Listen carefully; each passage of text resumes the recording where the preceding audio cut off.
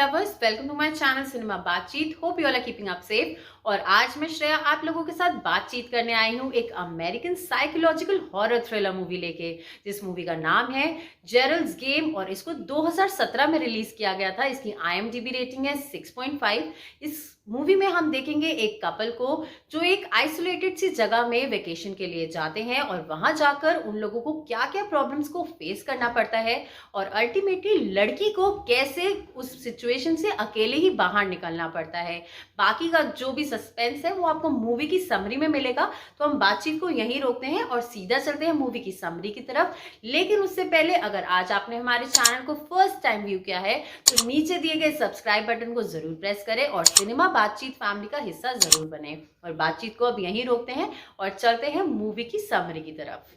Movie की start में हम कपल को देखते हैं जिसका नाम जेसिका और जेरल है और जो किसी आइसोलेटेड सी जगह पर वेकेशन के लिए जा रहे होते हैं, क्योंकि उनकी पर्सनल लाइफ काफी ज्यादा डिस्टर्बिंग चल रही थी और वो थोड़े दिनों के लिए बस एक दूसरे के साथ ही टाइम स्पेंड करना चाहते थे ताकि वो अपने रिलेशनशिप को फिर से ट्रैक पर ला पाए। और जैसे ही जेसिका और जेरल अपने कॉटेज पर पहुँचते हैं उनको बाहर एक डॉगी मिलता है जो बाहर एक मरे हुए एनिमल को खा रहा होता है और जेसिका भी उसको मीट खाने को देती है। और उसके बाद वो दोनों अपने कॉटेज के अंदर चले जाते हैं और अंदर जाकर उन दोनों का हनीमून मोड ऑन हो जाता है, क्योंकि हम जेसिका को एक बहुत ही हॉट एंड सेक्सी सी नाइट ड्रेस में देखते हैं और जेरल भी काफी रोमांटिक मूड में होता है और वो एक टैबलेट भी लेता है और वो पानी का ग्लास बेड के ऊपर वाले शेल्फ पर रख देता है। और गाइस, ये टैबलेट और कोई नहीं बल्कि वाइग्रा की टैबलेट थी। और इसके बाद वो थोड़ा और स्पाइस अप करने के लिए जेसिका को बेड पोस्ट से हैंडकफ कर देता है एंड इवन उसको एनेक्ट करने को कहता है कि जैसे कि वो उसका रेप कर रहा हो और उसको येल करने को बोलता है। पहले तो जेसिका थोड़ा ट्राई करती है और उसकी बातें मान लेती है, लेकिन थोड़ी देर बाद ही वो अनकंफर्टेबल फील करने लगती है और जेरल को वो बकवास बंद करने को बोलती है और इसी वजह से जेरल और उसकी लड़ाई हो जाती है और वो उसको एज अ टिपिकल हस्बैंड यही ब्लेम करता है कि हमारे डिफरेंसेस तुम्हारी वजह से हैं क्योंकि you can't fulfil my fantasies.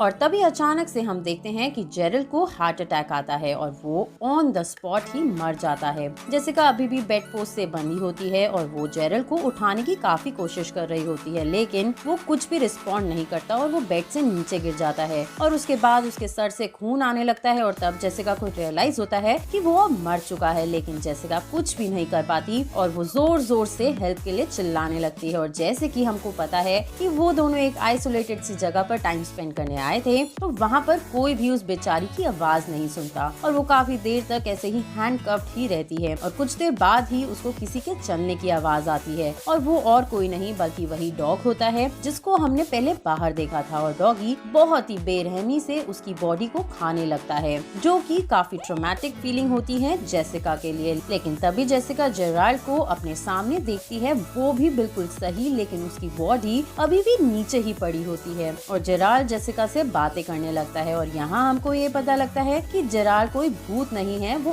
Actual में जेसिका से बातें कर रहा होता है और जो भी अभी हुआ वो सब कुछ जेसिका के थॉट्स थे। और ये ही नहीं बल्कि वो खुद को भी वहाँ खड़े हुए देखती है, जो खुद को भी उस घर से बचकर निकलने के आइडियाज दे रही होती है। आई कैन अंडरस्टैंड आप लोग थोड़े से कंफ्यूज हो गए होंगे, तो मैं आपको बता दूं कि इस मूवी में बेसिकली हम जो अभी करेंटली कैरेक्टर्स को खड़े हुए देख रहे हैं वो बस जेसिका के थॉट्स हैं। सो अब तक जो भी आप कैरेक्टर्स देखने वाले हैं वो सिर्फ और सिर्फ जेसिका के माइंड के थॉट्स हैं। और अब हम देखते हैं कि जेसिका इतने लंबे टाइम तक बिना पानी और खाने के काफी ज्यादा एग्जॉस्ट हो चुकी है और उसकी इमेजिनरी जेसिका उसको बोलती है कि बेड के साइड में एक पानी का ग्लास रखा हुआ है। जेसिका इस ग्लास को काफी मुश्किल से उठाती है और अपने नाइट ड्रेस के टैग से एक स्ट्रॉ बनाकर पानी को पी लेती है। और इतनी देर तक कुछ ना खाने की वजह से वो इतना थक जाती है कि वो सो ही जाती है। और लेट नाइट जब उसकी आंख खुलती है तब उसको रूम के कॉर्नर में एक आदमी दिखता है जो एक मॉन्स्टर की तरह दिख रहा था,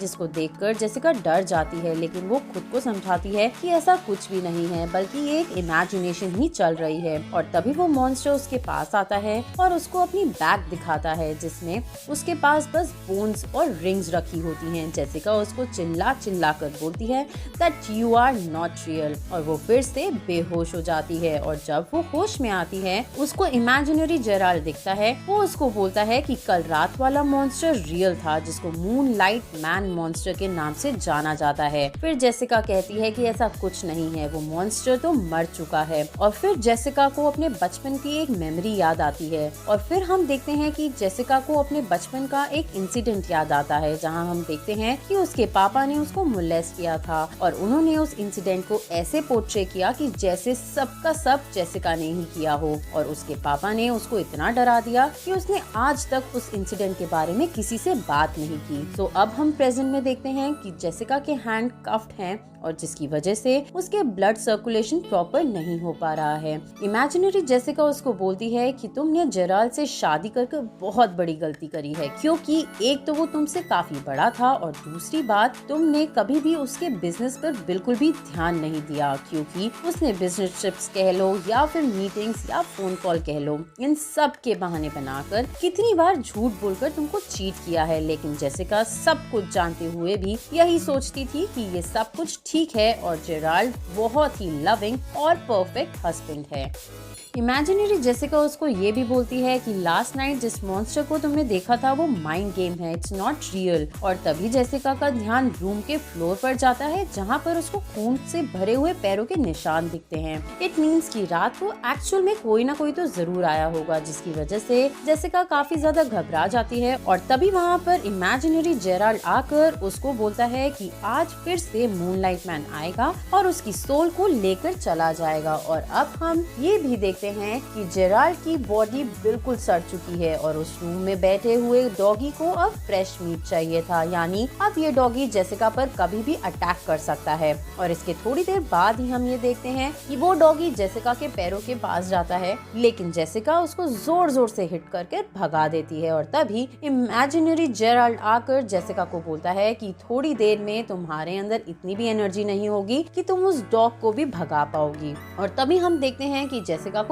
एक और चाइल्डहुड मेमोरी याद आती है जिसमें उसको रियलाइज होता है कि ब्लड स्लिपरी होता है जब तक ब्लड क्लॉट ना हो जाए। तो वो सोचती है क्यों ना वो अपने हैंड को कट कर कर अपने हाथ को हैंडकफ से निकाल ले। तो उसके पास जो ग्लास रखा था वो उसको तोड़कर अपने हाथ में कट मार लेती है, जिसकी वजह से ब्लड आता है और वो किसी तरीके से अपने हाथ को उसमें से निकाल लेती है। और ये करते टाइम उसके हाथ की पूरी स्किन और मसल्स बाहर आ जाती हैं और काफी ज्यादा ब्लीडिंग भी हो जाती है। एक हाथ फ्री होने के बाद उसके हाथ हैंड कप्स की लग जाती है और वो फाइनली उन कप से फ्री हो जाती है। लेकिन इन सब में उसका इतना ब्लड निकल चुका था और उसने 3 दिन से कुछ नहीं खाया था, तो she was not able to walk और वो वहीं पर ही फेंट होकर गिर जाती है। और रात में जब उसको होश आता है तो उसको वहाँ पर फिर से वो मूनलाइट मैन खड़ा हुआ दिखता है और तब भी उसको यही लगता है कि उसकी बस एक इमेजिनेशन है। जेसिका मूनलाइट मैन को बोलती है कि तुम तो बस मूनलाइट से बने हुए हो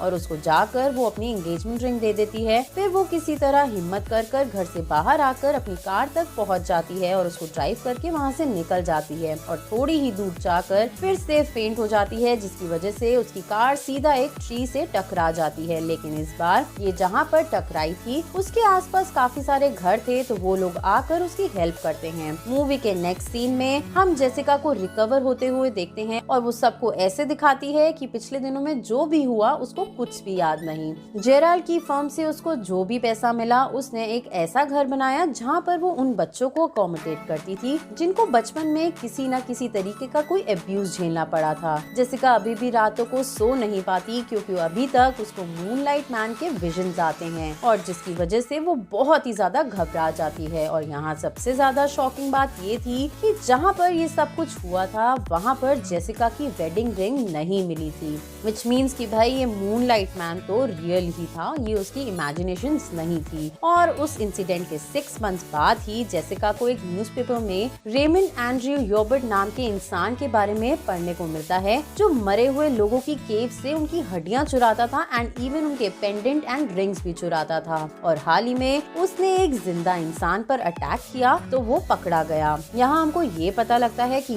रेमंड को एक बीमारी थी जिसका नाम था एक्रोमेगली, बिलीफ, जिसकी वजह से उसका फेस और फीट सभी कुछ ही काफी ज्यादा स्वेल्ड अप था और वो काफी वियर्ड सा दिखता था। मूवी के एंड में हम जेसिका को कोर्ट में जाते हुए देखते हैं, जहाँ पर रेमंड की हियरिंग चल रही होती है और रेमंड जेसिका को देखकर वही बात रिपीट करता है जो जेसिका ने उसको देखकर बोला था, that you are not real. और जब जेसिका रेमंड को करीब से देखने जाती है तो उसको सबसे पहले अपने पापा की शक्ल दिखती है और फिर उसको उसका हस्बैंड दिखता है और फिर रेमंड दिखता है और फिर जेसिका उसके फेस पर स्पिट करती है और उसको बोलती है कि तुम उससे भी काफी ज्यादा छोटे हो जितना तुम मुझे याद थे। और उसके बाद हम जेसिका को वहाँ से काफी खुशी खुशी बाहर जाते हुए देखते हैं और मूवी यहीं पर एंड हो जाती है।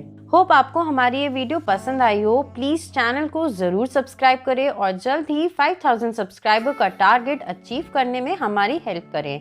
And 10 lucky subscribers can win some amazing giveaways once we complete 5000 subscribers. Subscribe now to Cinema Baatcheet and keep watching and sharing our videos. See you in the next video. Till then, stay tuned and keep watching Cinema Baatcheet.